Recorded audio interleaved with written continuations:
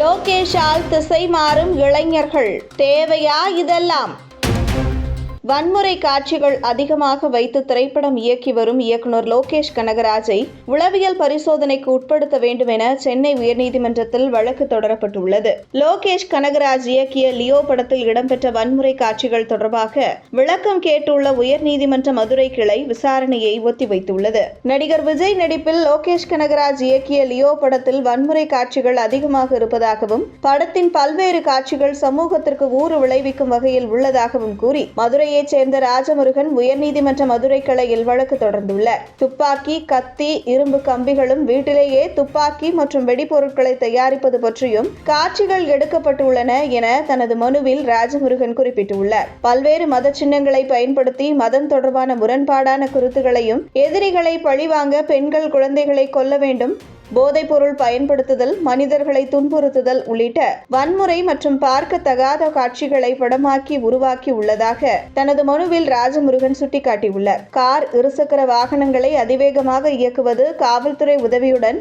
எல்லா குற்றங்களையும் செய்ய முடியும் போன்ற காட்சிகள் மூலம் சமூகத்திற்கு தவறான வழிகாட்டுதல்களை ஏற்படுத்துவதாக தனது மனுவில் ராஜமுருகன் கூறியுள்ளார். இதன் மூலம் இளம் சிறார்கள் தவறான பாதைக்கு செல்ல வாய்ப்புள்ளதாக மனுவில் குறிப்பிட்டுள்ள ராஜமுருகன், ஒரு மனநோயாளியை போல் இயக்குனர் இப்படத்தில் பல்வேறு காட்சிகளை எடுத்துள்ளார் என கூறியுள்ளார். இதுபோன்ற படங்களை தணிக்கை துறையினர் முறையாக ஆய்வு செய்ய வேண்டும். மேலும் இயக்குனர் லோகேஷ் கனகராஜை முறையாக உளவியல் பரிசோதனை செய்ய வேண்டும் என தனது மனுவில் ராஜமுருகன் கோரிக்கை விடுத்துள்ளார். இளம் சிறார்கள் மற்றும் இளைஞர்களின் சிந்தனையை பாதிக்கும் திரைப்படமான லியோ திரைப்படத்தை தடை செய்ய லியோ திரைப்பட குழு மீது வன்முறையை தூண்டும் வகையில் காட்சிகளை வைத்ததற்கு எதிராக இந்திய குற்றவியல் தண்டனை சட்டங்களின்படி பல்வேறு பிரிவுகளின் கீழ் வழக்கு பதிவு செய்ய வேண்டும் என வழக்கு தொடுத்துள்ள ராஜமுருகன், ஆயுத சட்டங்களின் கீழும் நடவடிக்கை எடுக்க வேண்டும் என வலியுறுத்தியுள்ளார். இந்த மனு நீதிபதிகள் கிருஷ்ணகுமார் மற்றும் விஜயகுமார் முன் விசாரணைக்கு வந்தபோது மனுதாரர் ஆஜராகி லியோ படம் முழுவதும் வன்முறை காட்சிகள் மட்டுமே உள்ளதாக வாதிட்டார்.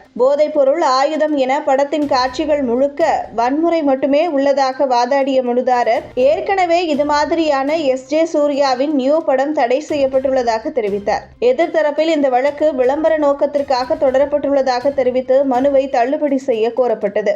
அப்போது குறுக்கிட்ட நீதிபதிகள், லியோ படத்தில் எத்தனை காட்சிகள் வன்முறையாக உள்ளது, எந்த இடத்தில் காட்சிகள் வருகிறது என்ற விவரங்களை தாக்கல் செய்ய மனுதாரருக்கு உத்தரவிட்டனர். லோகேஷ் கனகராஜ் தரப்பும் விரிவான பதில் மனு தாக்கல் செய்ய உத்தரவிட்டு நீதிபதிகள் வழக்கு விசாரணையை ஒத்திவைத்தனர். உண்மையான மாற்றம் வர வேண்டும் என்றால் இங்க இருக்கக்கூடிய சட்டமன்ற உறுப்பினர், பாராளுமன்ற உறுப்பினர் இதை பற்றி யோசிக்கக்கூடிய தன்மை இருக்கக்கூடிய மனிதர்களாக இருக்க வேண்டும். தொழிலை பத்தி யோசிக்கணும், விவசாயத்தை பத்தி யோசிக்கணும், எப்படி இளம் பிள்ளையை அடுத்த கட்டத்திற்கு எடுத்து செல்ல வேண்டும் என்று யோசிக்கணும். இன்னைக்கு நீங்க பாருங்க, குறிப்பாக நம்ம தொகுதி, இந்த தொகுதியை மட்டும் நீங்க எடுத்துக்கிட்டீங்கன்னா வீரபாண்டி தொகுதி கடந்த 14 தேர்தல்ல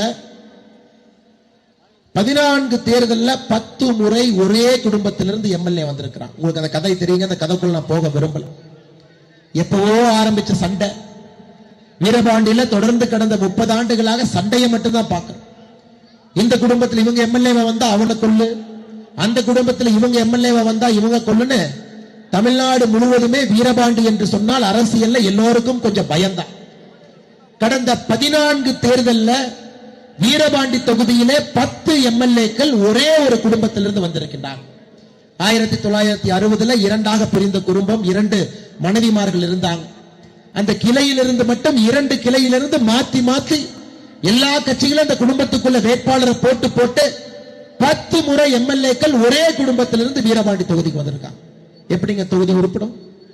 வீரபாண்டி தொகுதியை பொறுத்தவரை தங்களுடைய பர்சனல் கோட்டையா, ஏதோ அவங்க தோட்டத்துக்கு ஆடு மாறி, அவங்க விவசாயம் பண்ற பூமியை போல, காட்டுக்கெல்லாம் வேலி போட்டிருப்பதை போல வீரபாண்டிக்கு வேலி போட்டு ஒரே குடும்பத்தினுடைய அட்டகாசத்தினுடைய பிடியில வீரபாண்டி பல ஆண்டுகளாக சிக்கி தவித்துக் கொண்டிருக்கிறார். இப்பதான் மெல்ல மெல்ல மெல்லிய வருகின்றோம். வீரபாண்டியில் இருக்கக்கூடிய பெருமையெல்லாம் நாம் பேசிக் கொண்டிருக்கின்றோம்.